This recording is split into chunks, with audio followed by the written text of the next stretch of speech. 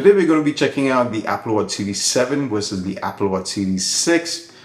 Wait, actually, this one's the 7, this one's the 6.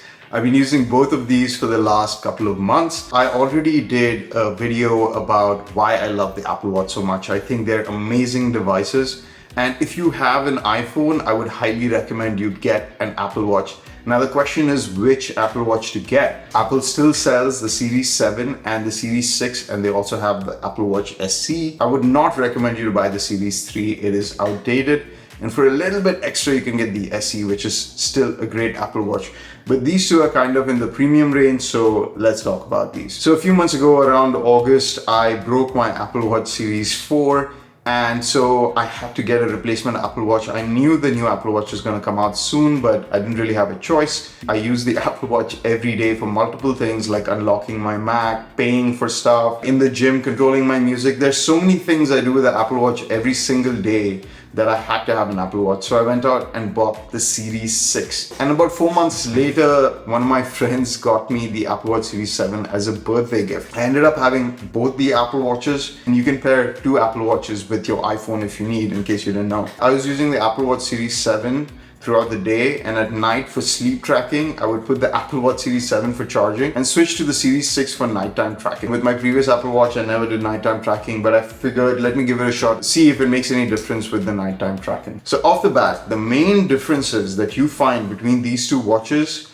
is the screen. The actual internals of both the watches are almost the same. There's no extra sensors on the Series 7. There's no additional functionality in the hardware itself, apart from the bigger screen. So Apple increased the size from 44 millimeters to 45 millimeters. And yes, you can tell the difference. It's not as drastic of an improvement from the Apple Watch Series 3 to the Series 4 was, but it's still a substantial improvement. Now the screen goes right to the edge of the watch, and you definitely feel like you have a bigger screen experience, but it really only shows in a couple of places. Typing a passcode on the Apple Watch Series 7 is much easier because the touch targets are much larger compared to the Series 6. You also have some watch faces that really take a lot of advantage of the extra screen size, like the portrait mode one, and of course they built some new watch faces to take advantage of this screen. Those definitely look really cool as a tech demo, but I didn't really find myself using them too much. I mostly use the modular watch face,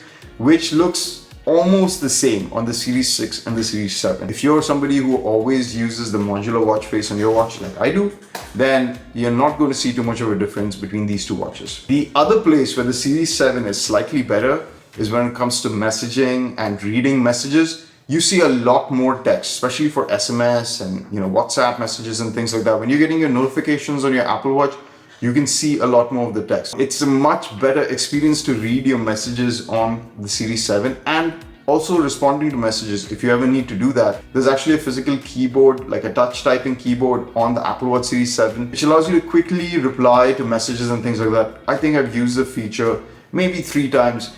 I mean, if you have your phone with you, you might as well just pull out your phone and type out the message if you need to. But in a pinch, like the keyboard experience on the Apple Watch Series 7 is way better. Another feature of the Apple Watch Series 7 is that it does support faster charging. I have never used it because I have an Apple Watch stand that I use to charge my Apple Watch right next to my bed. It charges it fully every day. The idea is kind of, if you want to use sleep tracking, you can charge it up in the morning before you head to work or whatever. But for me personally, I just want to make sure my watch is fully charged at night every day. So I've never really taken advantage of the faster charging. But if you need that feature, it charges about 33% faster than the Apple Watch Series 6 if you use the new charger. I'm sure manufacturers will start using the new faster wireless charging on the Apple Watch Series 7 soon in third-party devices. But as of now, you don't find any. You have to use the official Apple one. In terms of durability, Apple talked a lot about how the Apple Watch Series 7 is more durable than the Series 6.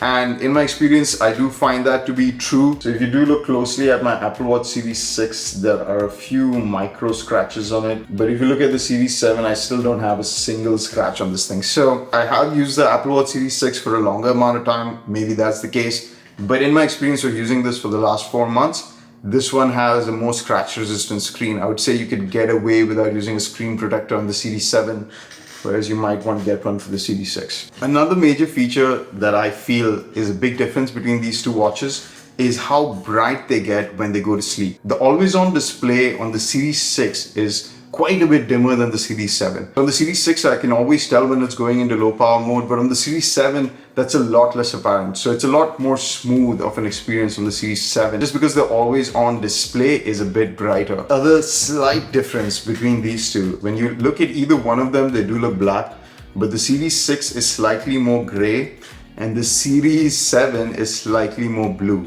But I prefer the black quality of the Series 7. It definitely looks a bit more, deep black versus what is there on the Series 6. That's pretty much it. This is going to be a short video because the Apple Watch Series 6 and the Series 7 are actually really similar.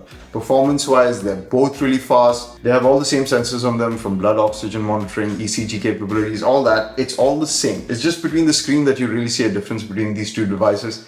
And I would say the Series 7 has a slightly better battery life, but that could be because it's like a 4-month newer device. So if you guys want to know more about the Apple Watch and why you should get one, check out this video. It's my whole list of reasons why I love the Apple Watch, and I would recommend anybody to use an iPhone to get one.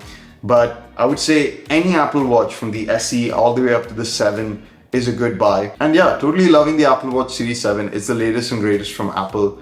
I'm waiting to see what they do this year with the Apple Watch, because this is a fully refined product now. Like, there's very little room for them to, add more features to this thing. So that's it, guys. That's my opinion on the Apple Watch Series 7. If you like this video, hit that like button, leave me a comment, subscribe to watch more videos like this, and I will see you guys in the next one. Bye.